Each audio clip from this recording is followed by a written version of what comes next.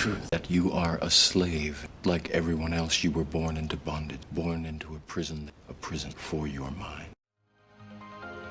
Greetings. Today I want to speak to you concerning why you need to pay yourself 10% first and not anyone else. And this whole thing about paying yourself with 10% of everything that you earn, most people who have any form of knowledge or claim to have any form of knowledge of that principle, they claim that it came from the Bible. So I was led intuitively to write a book called How to Open the Floodgates of Abundance and explain Malachi chapter 3 so people can understand it and use what has been said there wisely. But of course, they will have to believe the basis of my teaching, where I teach that the Bible addresses the human mind and must be interpreted psychologically. For the Bible is not literal, neither is it secular history. And that the Bible is written symbolically and it have no reference to anyone who existed thousands of years ago or to any actual event that would have taken place on earth thousands of years ago. As you know, as I teach, that the Bible, from the beginning to the end, it's all a great psychological drama and it all have to do with the human psyche. So when it comes to the Garden of Eden, it is your mind. When it comes to Mount Carmel, it is your mind, okay? And you have to know where you are living psychologically. That's why all of these places in the Bible, they're not geographical locations. There are places within you psychologically, okay, are different states of mind, are states of consciousness. So they are also called dwelling places, okay?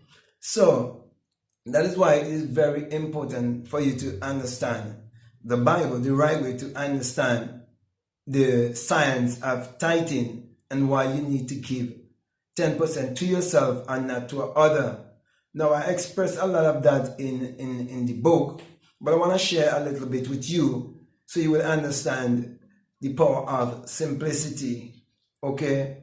Now, you can either look outwardly or you can look inwardly.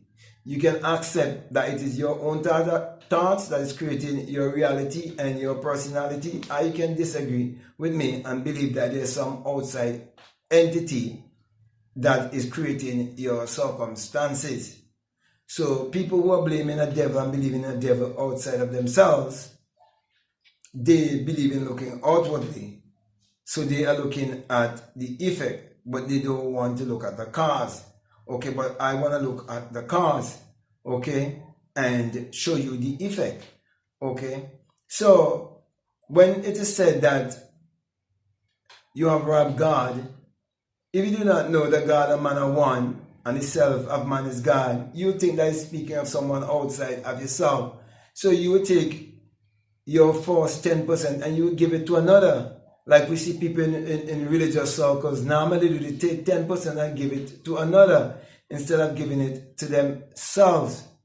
And it has all been done because the way how they have been interpreting the Bible. And most of the time when people give like this, they're giving out of fear.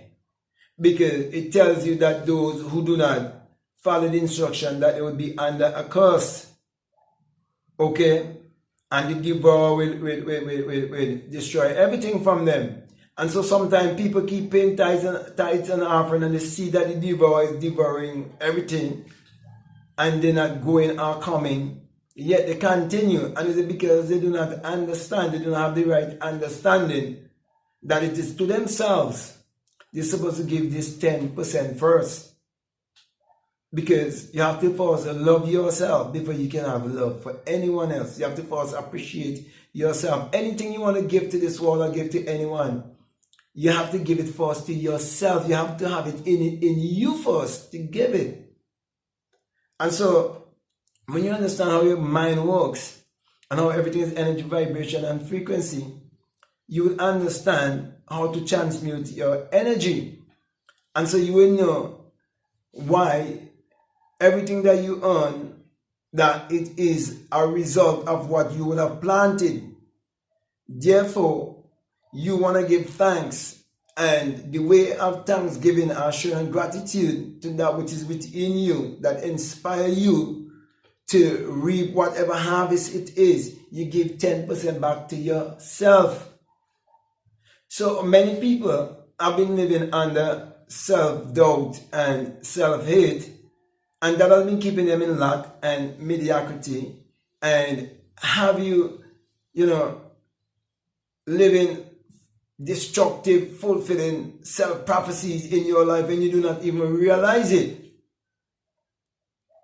But we see, when you understand that the Bible is a book of mind science, and you start to pay yourself first with 110, you see doors start opening for you, because you understand the 1%, the 10% principle.